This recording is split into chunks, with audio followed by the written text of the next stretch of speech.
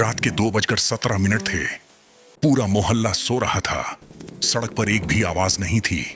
और तभी एक चीख, इतनी धीमी कि कोई सुन न पाए, इतनी डरावनी कि जिसने सुनी वो आज तक सो नहीं पाया। कहते हैं मौत आने से पहले अपनी परछाई छोड़ जाती है, लेकिन उस रात परछाई नहीं थी, सिर्फ साया था। और वो साया आज भी जिंदा है। कहानी शुरू होती है उत्तर भारत के एक छोटे से कस्बे शिवपुर से। शिवपुर कोई डरावनी जगह नहीं थी, साधारण मोहल्ला, पुराने मकान, सुबह चाय की दुकान पर शोर, शाम को मंदिर की घंटी और रात में सन्नाटा। इसी कस्बे में रहता था अर्जुन वर्मा। उम्र करीब 32 साल, दिल्ली में नौकरी करता था, लेकिन पिता की मौत के बाद उसे शिवपुर लौटना पड़ा। पिता का पुराना घर, जिसे लोग अब वो मकान कहते थे। अर्जुन को कभी इन बातों पर भरोसा नहीं था। उसके लिए डर बस एक इमेजिनेशन था। लेकिन पहली ही रात कुछ ऐसा हुआ जिसने उसकी सोच हमेशा के लिए बदल दी। अर्जुन ने जैसे ही घर में कदम रखा, उसे लगा कोई उसे देख रहा है। पीछे मुड़कर देखा तो कोई नहीं। फिर खुद को समझाया, शायद थकान है। रात करीब 1:45 AM, पर अर्जुन सोने ही वाला था। तभी दीवार पर उसकी परछाई दिखाई दी और हिलने लगी, जबकि कमरे में कोई रोशनी नहीं जल रही थी। अर्जुन उठा और लाइट जलाई। परछाई एकदम गायब, लेकिन दीवार ठंडी थी, जैसे किसी ने अभी अभी छुआ हो। अगले दिन अर्जुन चाय की दुकान पर गया। वहीं मिले रमेश काका, मोहल्ले के सबसे पुराने आदमी। अर्जुन ने कैजुअली पूछा, काका, लोग मेरे घर को अजीब नजर से क्यों देखते हैं? रमेश काका चुप हो गए। चाय ठंडी हो गई, पर उन्होंने घूंट नहीं लिया। धीरे से बोले, बेटा, उस घर में मौत का साया है। अर्जुन हंस दिया, लेकिन काका की आंखें नहीं हंसी। उन्होंने कहा, जो भी उस घर में अकेला रहा है, उसकी परछाई पहले गायब हुई और फिर वो खुद। उस रात अर्जुन ने तय किया, डर को फेस करेगा।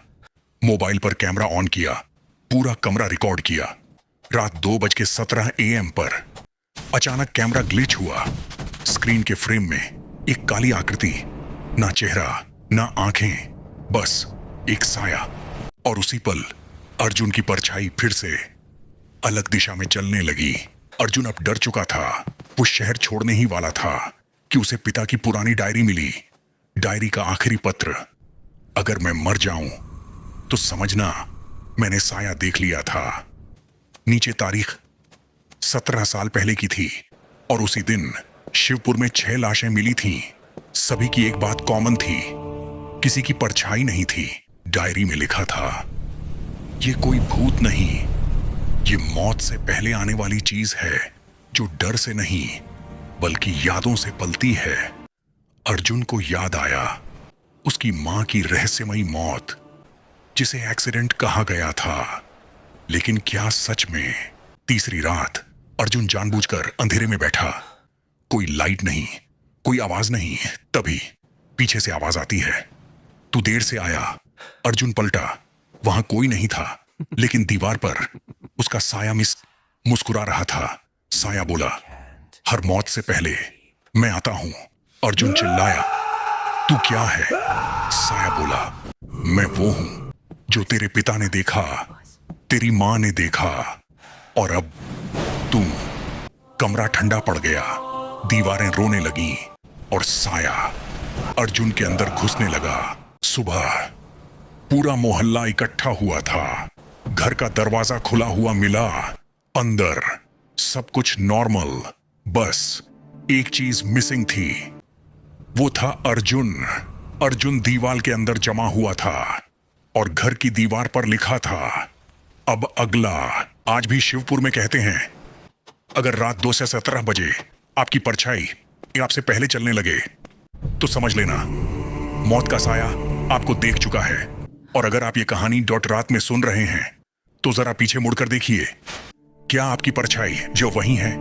कमेंट्स में बताओ पार्ट 2 चाहिए या नहीं, क्योंकि अगली कहानी और भी ज्यादा खतरनाक होगी।